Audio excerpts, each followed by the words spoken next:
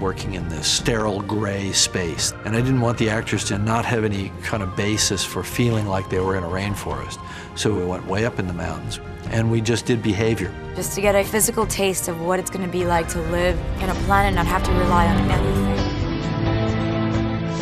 I thought it was wonderful. You're in a little black suit with a tail and ears, and I thought everyone looked very good when you were in it. But I'll always think of Sam with a tail and ears, frankly. That's the way I just think of him.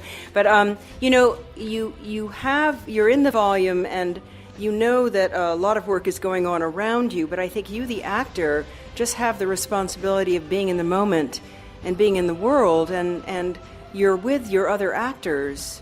And Jim was always very careful to show us in his camera and on the screen a rough version of the forest we were traveling through, or whatever the scene was. You had a very real feeling of it as you were moving through it, and he would always put something on a stand for you to react to if it was a special plant or something like that. So he made it very easy, but the rest of it is really, you're on an empty stage. It can be anything you want. So I found it, at least for the actor, incredibly freeing and organic and moment to moment. And really, Jim was looking for one great master, and then with this unbelievable camera, he could come in on a day when no one else was there and do the coverage. I mean, the science fiction of the technology was more science fiction than the story. What are you saying, Jake? You knew this would happen? No, I think it's still cinema. I think it's absolutely cinema. But I think cinema redefines itself every few years with new techniques. I think when George Lucas came along with Star Wars, he reimagined cinema and what the boundaries of the imagination could be, and proved that science fiction and fantasy could be commercial cinema.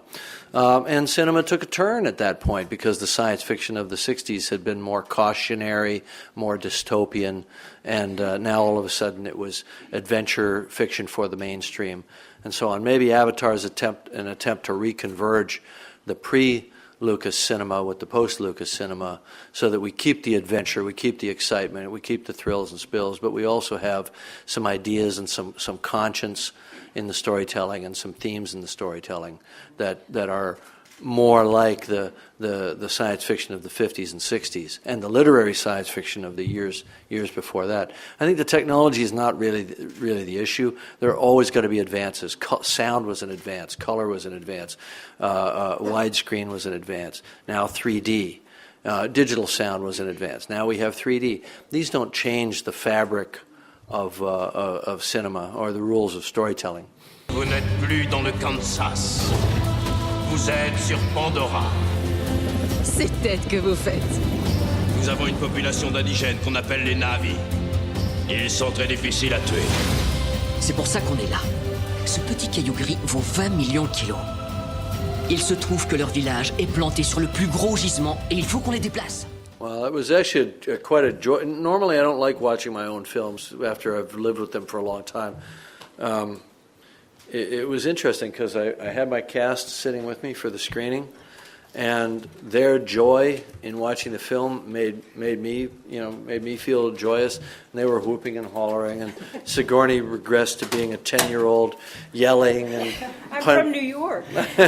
And no, it was good. It was the first time I watched the film where I couldn't change anything because it was done. It was already being shipped out all around the world. And there was a great sense of relief, and a sense of relief that it worked, and that you could watch a 2-hour and 40-minute film in 3D and not even be aware of it, which I had always hoped would be the case, but didn't know for sure until about 6 days ago or 5 days ago.